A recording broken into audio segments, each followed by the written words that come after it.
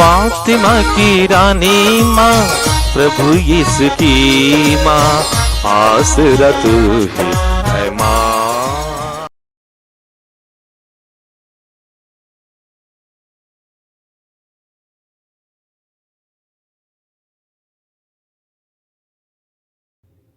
पहला पाठ नबी ईसायास का ग्रंथ, अध्याय 25, पद संख्याएं 6 से 10 तक।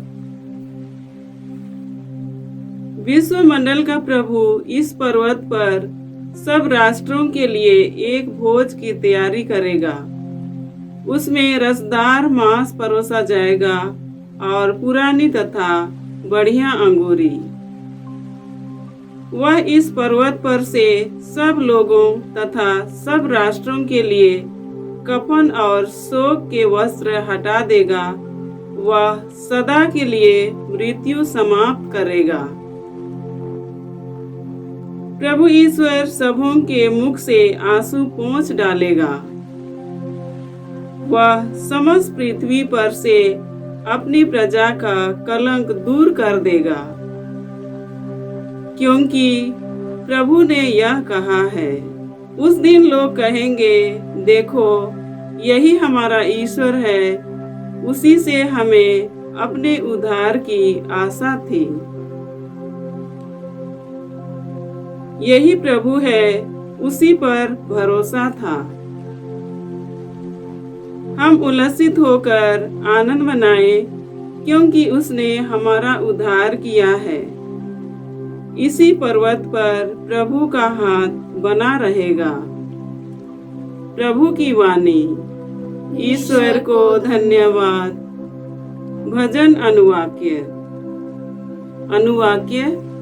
मैं प्रभु के मंदिर में अनंत काल तक निवास करूंगा। मैं प्रभु के मंदिर में अनंत काल तक निवास करूंगा। प्रभु मेरा चरवाहा है, मुझे किसी बात की कमी नहीं। वह मुझे हरे मैदानों में चराता है। वह मुझे विश्राम के लिए जल के पास ले जाकर मुझ में नवजीवन का संचार करता है। अनुवाक्य। मैं प्रभु के मंदिर में अनंत काल तक निवास करूंगा। मैं प्रभु के मंदिर में अनंत काल तक निवास करूंगा। वह अपने नाम का सच्चा है। वह मुझे धर्म मार्ग पर ले चलता है। चाहे अंधेरी घाटी होकर जाना ही क्यों ना पड़े, मुझे किसी अनिष्ट की आशंका नहीं, क्योंकि तू मेरे साथ रहता है। तेरी लाठी, तेरे डंडे पर मुझे भरोसा है। अनुवाक्य। मैं प्रभु के मंदिर में अनंत काल तक निवास करूंगा। मैं प्रभु के मंदिर में अनंत काल तक निवास करूंगा। तू मेरे शत्रुओं को देखते देखते मेरे लिए खाने की मेज सजाता है। तू मेरे सिर पर तेल का विलेपन करता है। तू मेरा प्याला लबालब भर देता है। अनुवाक्य। मैं प्रभु के मंदिर में अनंत काल तक निवास करूंगा। मैं प्रभु के मंदिर में अनंत काल तक निवास करूंगा। इस प्रकार तेरी भलाई और तेरी कृपा से मैं जीवन भर घिरा रहता हूँ। प्रभु का मंदिर ही मेरा घर है। मैं उसमें अनंत काल तक निवास करूंगा। अनुवाक्य। मैं प्रभु के मंदिर में अनंत काल तक निवास करूंगा। मैं प्रभु के मंदिर में अनंत काल तक निवास करूंगा। जय घोष। Alleluia, alleluia. देखो, प्रभु अपनी प्रजा को बचाने आ रहा है। धन्य है वे जो उसकी अगवानी करने के लिए तैयार हैं। अल्लेलुया। प्रभु आप लोगों के साथ तो हो और आपकी आत्मा के साथ। संत मत्ती के अनुसार प्रभु यीशु ख्रिस्त का पवित्र सुसमाचार। हे प्रभु तेरी महिमा हो।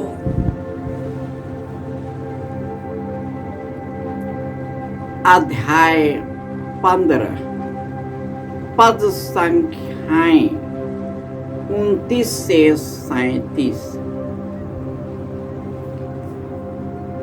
यीशु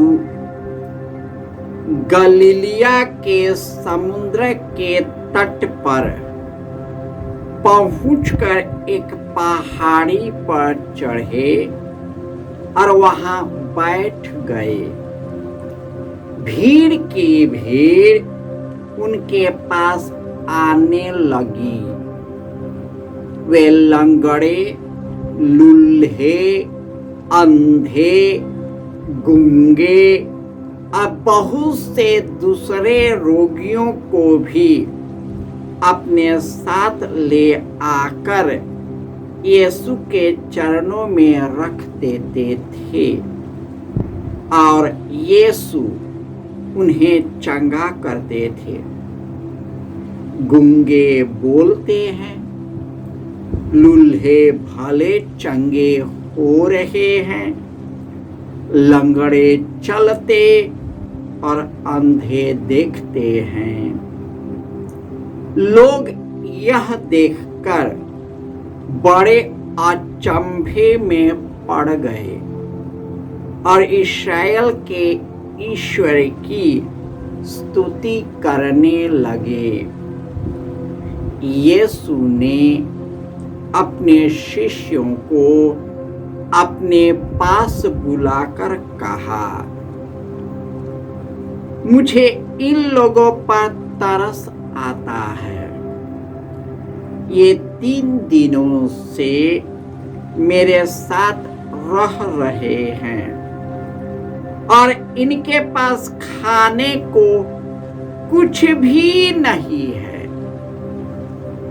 मैं इन्हें भूखा ही विदा नहीं करना चाहता। कहीं ऐसा न हो कि ये रास्ते में मूर्छित हो जाए। शिष्यों ने उनसे कहा, इस निर्जन स्थान में हमें इतनी रोटियां कहाँ से मिलेंगी कि इतनी बड़ी भीड़ को खिला सके। यीशु ने उनसे कहा, तुम्हारे पास कितनी रोटियां हैं? उन्होंने कहा, 7 अब थोड़ी सी छोटी मछलियां। यीशु ने लोगों को भूमि पर बैठ जाने का आदेश दिया और वे 7 रोटियां और मछलियां लेकर उन्होंने धन्यवाद की प्रार्थना पढ़ी और वह रोटियां तोड़ तोड़ कर शिष्यों को देने लगे और शिष्य लोगों को सबों ने खाया और खाकर तृप्त हो गए और बचे हुए टुकड़ों से 7 टोकरे भर गए। यह प्रभु का समाचार है। हे क्रिस्त तेरी स्तुति हो। ख्रिस्त में प्यारे भाइयों और बहनों, आज के पहले पाठ में हम सुनते हैं कि विश्वमंडल का ईश्वर एक भोज की तैयारी करेगा। रसदार मांस परोसा जाएगा, बढ़िया अंगूरी भी दिया जाएगा। लोगों के शोक और कफन के वस्त्र उतार दिए जाएंगे। सदा के लिए मृत्यु समाप्त करेगा और ईश्वर सबों के मुख से आंसू पोंछ डालेगा और सभी राष्ट्रों और हम लोगों के कलंक को मिटा देगा। और ईश्वर जैसे कहा, जो हमारा चरवाहा है, वही यीशु एक चरवाहा बनकर इस दुनिया में आया। वे गलीलिया के जगह जगह जाते थे और जहां भी जाते थे उनके शरीर से चंगाई और आत्मिक शक्तियां निकलती थी और लोग उसके पीछे पीछे चलने लगते थे, क्योंकि वे जो थे बिना चरवाहे के भेड़ों की तरह भटक रहे थे। प्रभु यीशु एक सच्चा चरवाहा बनकर जो हमें संजीवन जल के से भर दिया, चाहे हमें घाटी से होकर जाना क्यों न पड़े, हमें कोई अनिष्ट की आशंका नहीं। यह समय हम लोग आगमन काल में हैं।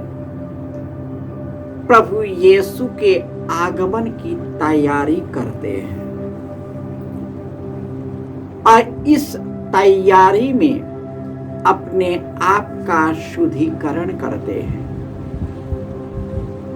पाप से, कुकर्म से, चिंता तनाव से, भारीपन से, स्वार्थ और लालच से, गुस्सा और लोगों पर अत्याचार करने का दबदबा से और कई प्रकार के अनिष्ट कर्मों से हमें शुद्ध करता है। यह समय प्रार्थना और तपस्या में बिताने वाला समय है, ताकि हम यीशु से संयुक्त होकर पवित्र और निष्कलंक बनता जाए। हम शुद्ध और निर्मल हृदय से प्रभु यीशु के आगमन की तैयारी करें, ताकि प्रभु यीशु हमारे जीवन में प्रवेश करे, पवित्र और निष्कलंक जीवन में प्रवेश करे, हम सबों को पवित्र आत्मा से भर दे और जो कार्य उन्होंने किया था वही कार्य करने के लिए हम सक्षम हो जाए। हम लोग अपने आप को तैयार करें, अपने आप को सजग करें। प्रार्थना और तपस्या के द्वारा हम अपने अंदर के पापों और कुकर्मों का नाश करें और इस तरह अनंत जीवन और अनंत सुख जो यीशु ने हमें दे दिया है, वही सुख को यीशु में प्राप्त कर सके। जय यीशु।